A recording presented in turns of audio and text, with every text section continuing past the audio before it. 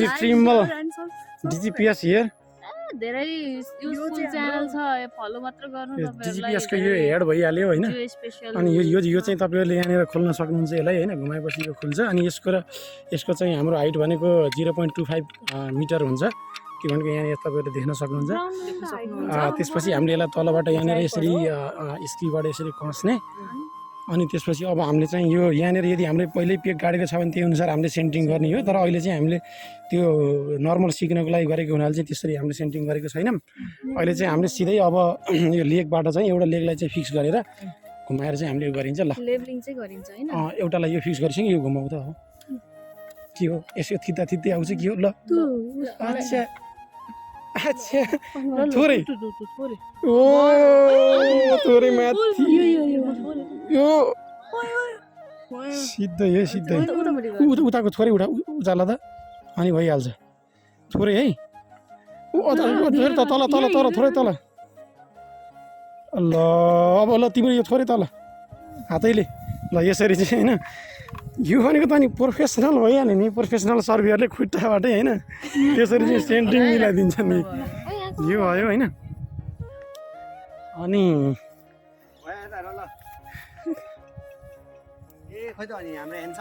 ऊ चाहिँ हाम्रो यो टोली नेता हो होइन उमेश नेमाङ होइन यसरी चाहिँ ल हाम्रो अनि यो चाहिँ ट्रिम्बल सेटिङ चाहिँ यसपछि चाहिँ हामीले त्यो पार्ट ट्रिम्बल एक्सेस आवाज त आउँछ ठुलो छ रङ ट्रिम्बल एक्सेस हुँदैछ त्यसपछि यहाँ अब 5 वटा लोडिङ अब यसमा याद गर्नु है यसमा हामीलाई चाहिने भनेको यो नगर है देखिरहेछ यति कुरा याद गर्नु अहिले हामीलाई चाहिने यसमा भनेको इन्टरनेट र इन्टरनेट सेटअप हामी चलाउँदैनौँ फाइल्स भनेको लास्टमा डाटा डाउनलोड भइसकेपछि ट्रान्सफर गर्नको लागि अहिले हामीले हेर्ने भनेको जेनरल सर्भे र सेटिङ सुरुमा सेटिङबाट हामी स्टाइल टेम्प्लेट कनेक्सन जोडेर स्टाइल टेम्प्लेट बनाउँछौँ जेनरल सर्वेबाट जब बनाएर मेजर गर्छौँ हैन अहिले त्यो ब्याट्री नभएको हुनाले कनेक्सन अहिले भएन हैन सेटिङमा जाउँ कनेक्सन लास्टमा गरे पनि हुन्छ अटो कनेक्सन कम्पलसरी छैन आफैले स्टार्ट भनेपछि यो नयाँ गरेछ एकछिन टाइम अब सुरुमा स्टाइल टेम्प्लेट जुन बनाए नि हुन्छ हामी स्टाइल यहाँ गर्ने आउँछ न्यूमा जाउँ न्यूमा गरेर नाम दिनु एउटा 2 1 नै भनौँ न अर्कोमा हुन्छ नि एक्सेप्ट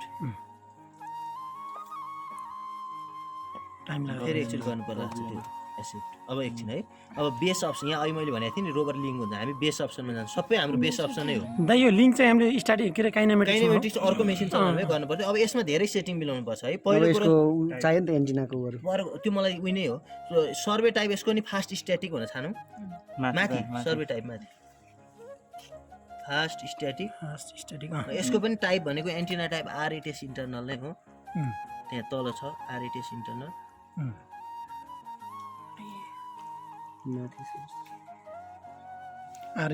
आरएटिएस इन्टरनल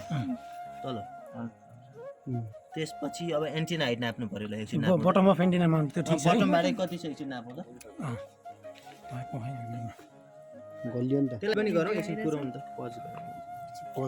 1.7 बसौँ त बसेर बस ल स्टाइल बनाउँदैछ हो सजिलो हुन्छ हेर्न कि 1.7 पेज टु जाउँ अब त्यहाँ उता 1/2 भने नि हो अब सिरियल नम्बर कम्पलसरी छैन लगिङ डिभाइसमा हाम्रो कन्ट्रोलर र रिसिभर हुन्छ मैले भनेको थिएँ नि कन्ट्रोलर गर्न सजिलो हुन्छ रिसिभर भइहाल्यो भने त्यो सफ्टवेयर त्यो लगिङमा हामीले केही गरिदैन अरु त्यहाँ केही गरिदैन यो 15 सेकेन्डकै राखौँ एलिभेसन मार्क्स अहिले 15 राख्दैछु मैले 15 भनेर 15 राख्दै त्यसलाई सिधै ब्याक स्पेस गरेर 5 हाने डिग्री आफै बुझ्छ नि 5 गरे टक्क 5 हान्दिने हैन ल अब अर्को पेज 3 मा जाउँ त त्यो जीपीएस र ग्लोनास दुईटै ठीक छ ल एक्सेप्ट गर्ने यसलाई स्टोर गर्नु पर्यो है यसो गरी स्टोर गरेपछि अब अरु आउँछ त्यही बेस अप्सन भित्रको अरु आउने हो है पिडब्ल्यू भ्यालु हाम्रो छैन नि यहाँ अहिले आइसकेको थियो है मैले करेन्ट भएको छैन अब आएको छैन अब यसलाई ब्याक गरौँ पिडब्ल्यू भ्यालु हामीले चाहिँ प्रोसेसिङ टाइममा गर्ने हो दाइ होइन हाल्ने दिने होइन कति छ भनेर हेर्न आउँथ्यो नि त अब एक्चुअली अन भइसक्यो कनेक्सनमा जाउँ त कनेक्सनमा जाउँ यहाँ पहिला कनेक्सन गरे पनि हुन्थ्यो पहिला मैले चाहिँ अब अहिले स्टाइल बनाएर कनेक्सन गरेँ कि कुरा उयो ब्लुटुथमा जाउँ यसको 117 हो है यसो गरौँ बेस रोबर होइन नि त बेसै हो नि त होइन यति गरेर यसलाई आफै पनि कनेक्ट भइसक्यो यो अहिले किन भन्दा आफै पनि बुझ्छ कि 117 पहिल्यै रहेछ यसले बुझिसक्यो नत्र अहिले थिएन नि पिड अफ भ्यालु है यसलाई उ गरौँ यसमा माथि छान्न पर्दैन यसमा माथि छान्न पर्दैन है यो नै छोडिदिउँ यो तल बेसमा मात्रै कनेक्ट हो अहिले भइसक्यो कि एक्सेप्ट गरिदिउँ भने बुझ्यौ पिड अफ भ्यालु आयो भन्नुको अर्थ यो पहिले यसले भाइ यदि कनेक्ट नभएको खण्डमा चाहिँ हामीले चाहिँ 204 युज गर्नु पर्यो यहाँ गएर 204 अथवा यहाँ छान्न मिल्यो कि ए ल है कनेक्ट टु बेस भने चाहिँ एक्सेप्ट भयो ल न त सर्च गर्न नि मिल्छ त्यहाँ त्यो अब नर्मल ब्लुटुथको कुरा भइहाल्यो अब हामी टेम्प्लेट बनाउँ पिड अफ भ्यालु आयो भन्नुको अर्थ यो र त्यो कनेक्ट भइसक्यो टेम्प्लेटमा नर्मल्ली कोअर्डिनेट सिस्टम भयो होइन स्टाइलमा अरू के सबबाट सिधै त्यो राखे पनि भयो एनओयू टिएमटी गरौँ अब छ उहाँदेखि कपी फ्रम केशव टिएमटी गरे नि भयो किन भन्दा हामीलाई चाहिएको 45 नर्थ हो है ल अहिलेलाई एकचोटि म्यानुअली हाल्ने तरिका नि हेरौँ यहाँ क्लिक गरौँ त कोअर्डिनेट सिस्टममा क्लिक गरौँ त कपी नगरौँ कहीँबाट पनि भने बुझ्यो यहाँ कपी गरेर यो आयो यहाँ क्लिक गरौँ त त्यो फर्स्टकोमा अब की in parameter select from library नै हो नेक्स्ट गरौँ त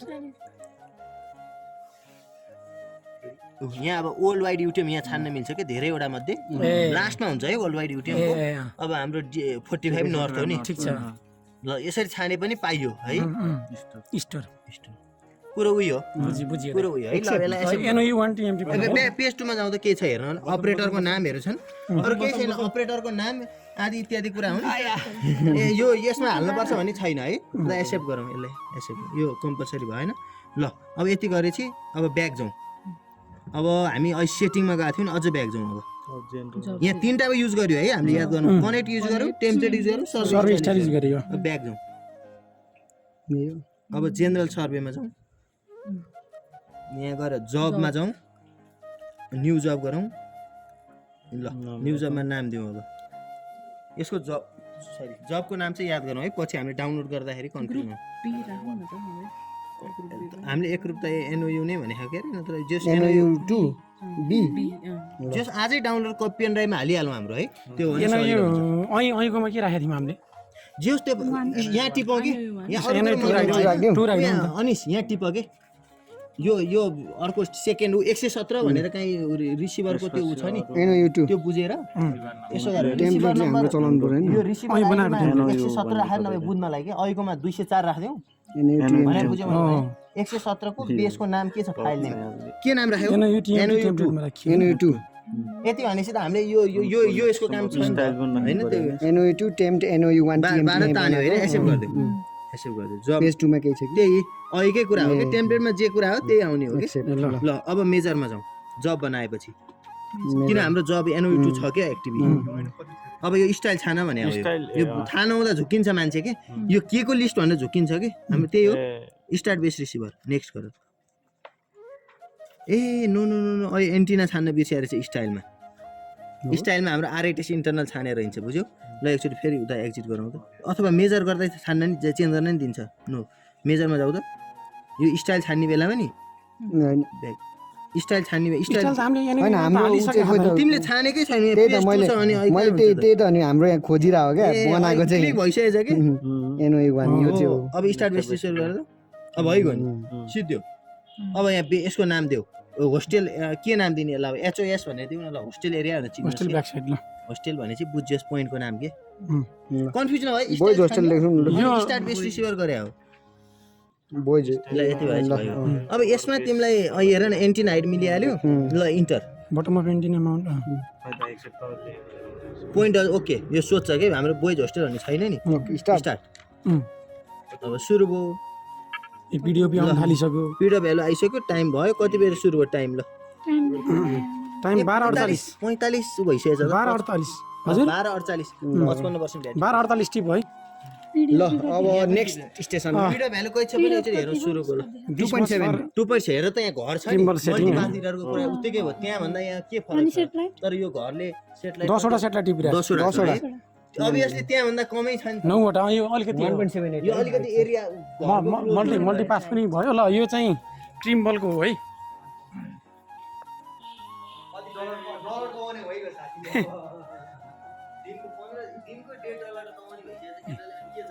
ट्रिम्बल तपाईँको यहाँनिर चाहिँ यस्तो छ होइन बालबच्चाको दुःख नगरी भए कसरी पाल्ने युट्युबले पाल्ने दिस मच फर गाइज